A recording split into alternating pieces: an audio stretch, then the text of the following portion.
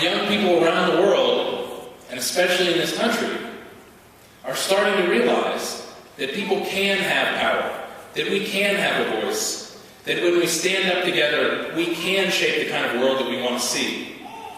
And every time a young person starts to believe that they have the power to shape the course of their society, our odds are getting better.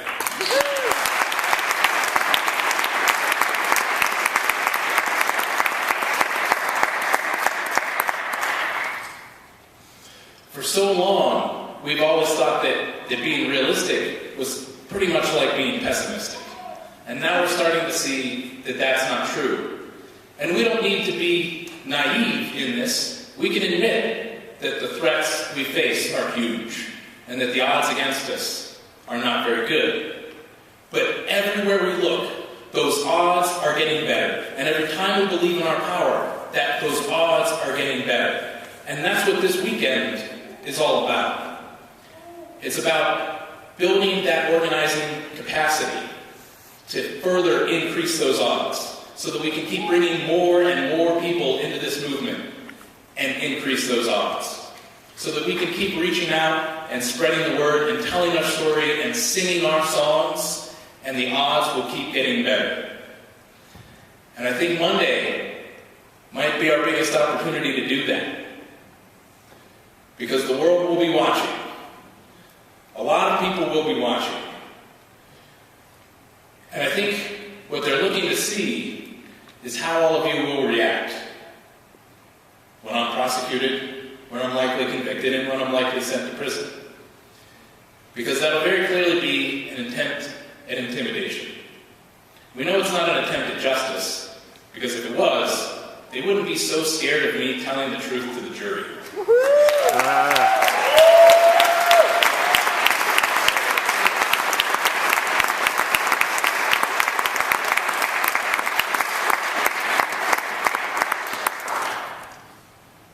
And we know that this is an attempt to scare all of you into being complicit with the status quo, into not stepping outside of the boundary of the rules, even when you know those rules are unjust and lead to an unlivable future.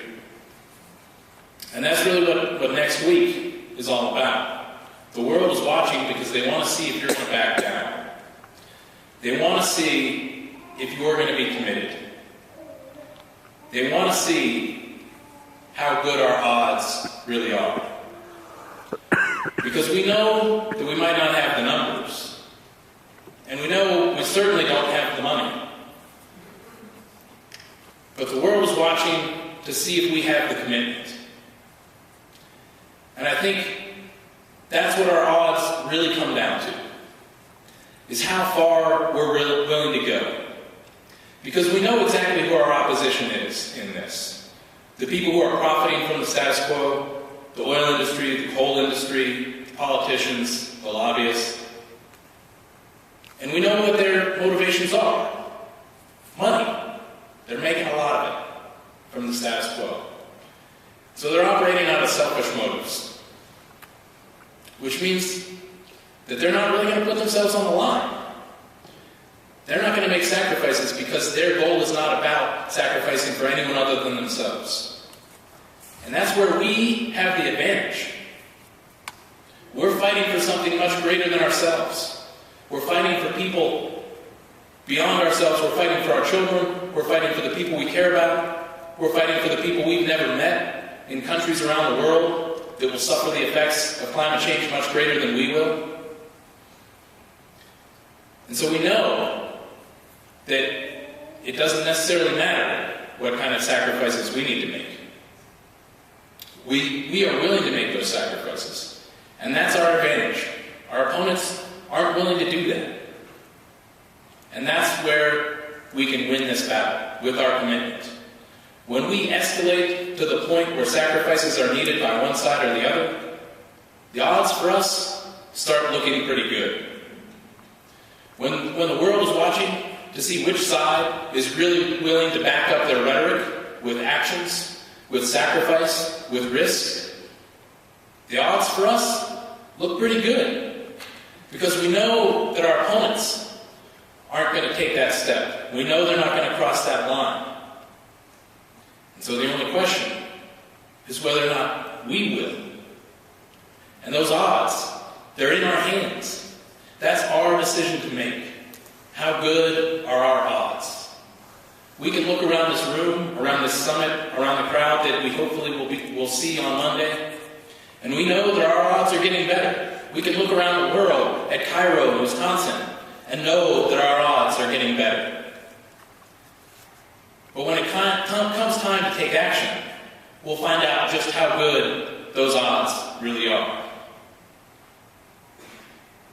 And looking around this room, I see a lot of people who have already told me that they're willing to make that commitment, that they're willing to take that risk and cross that line. And every time I hear that, I know that our odds are getting a little better. And I thank each and every one of you for being here tonight, for being out there on Monday, for your commitment. Because our odds are based on you.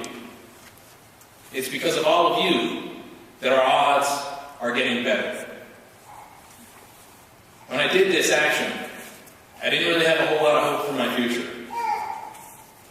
And I still realize that we still don't have very good odds. But looking at you, I know our odds are getting better. Thank you.